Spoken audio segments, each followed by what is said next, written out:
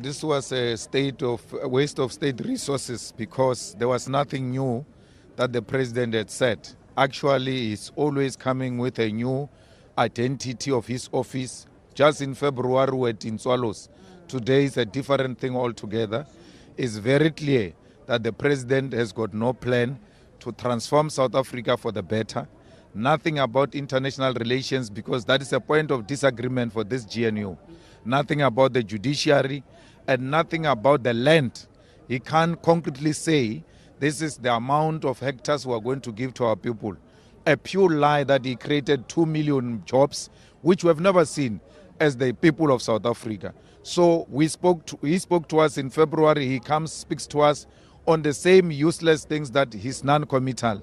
If you look at that parliament today, the happiest people is white people in that parliament. The happiest people is the DA, because it's the biggest winner out of this GNU sellout government. President Ramaphosa has once more sold out South Africa like he did in 1994 when he did not attend Nelson Mandela's inauguration, which today he speaks very highly of him for opportunistic reasons. So we as the EFF are going to consolidate the progressive forces in this parliament and make sure that we hold this government accountable. We give this government just a year, and if it doesn't collapse within a year, it will not go beyond 2 years. We can guarantee South Africans a progressive government is coming in, which will transform the land, nationalize the banks, and ensure that there is enough jobs for all our people and fight poverty. One of the key issues of the EFF manifesto when it comes to the beneficiation of the minerals of the country was touched upon. What is your view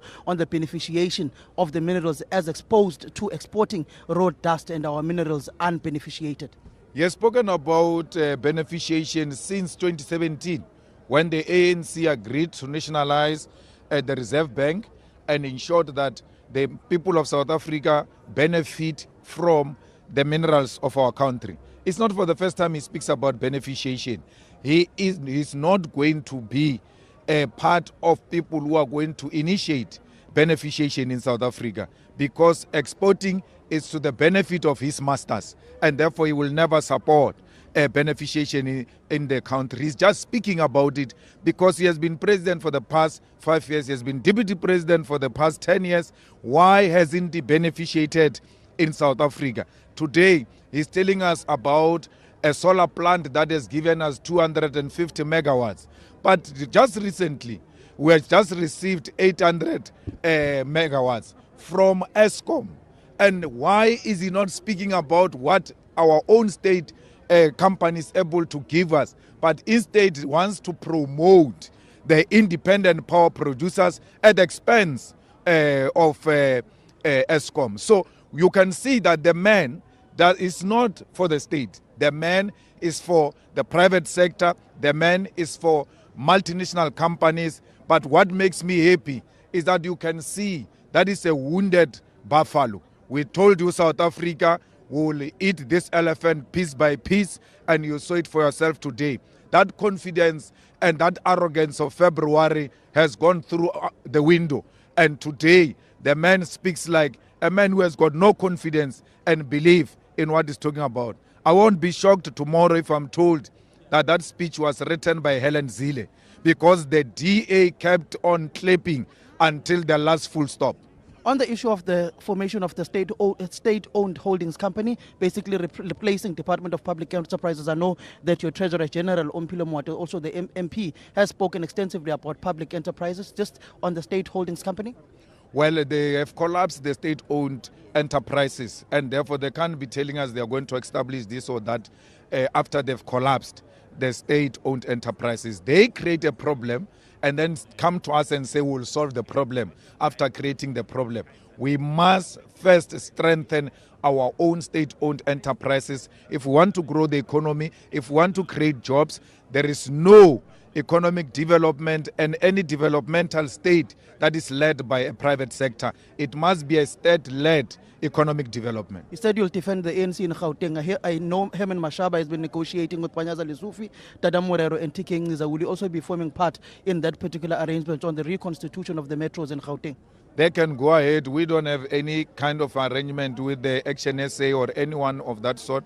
We don't have an arrangement with the ANC. We're saying to you, if the ANC comes and the DA wants to oppose them, we'll defend the ANC in Gauteng because of the stance they took.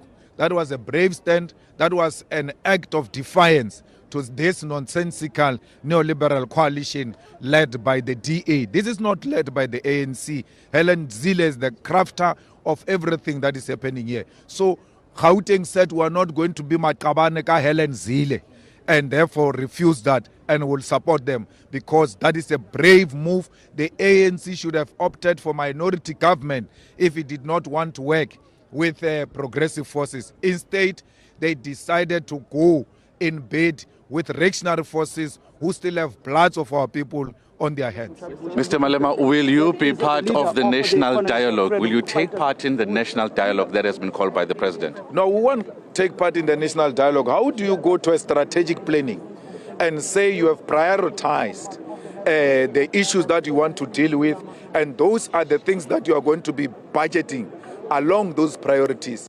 After doing that, you say, let's go to a national dialogue.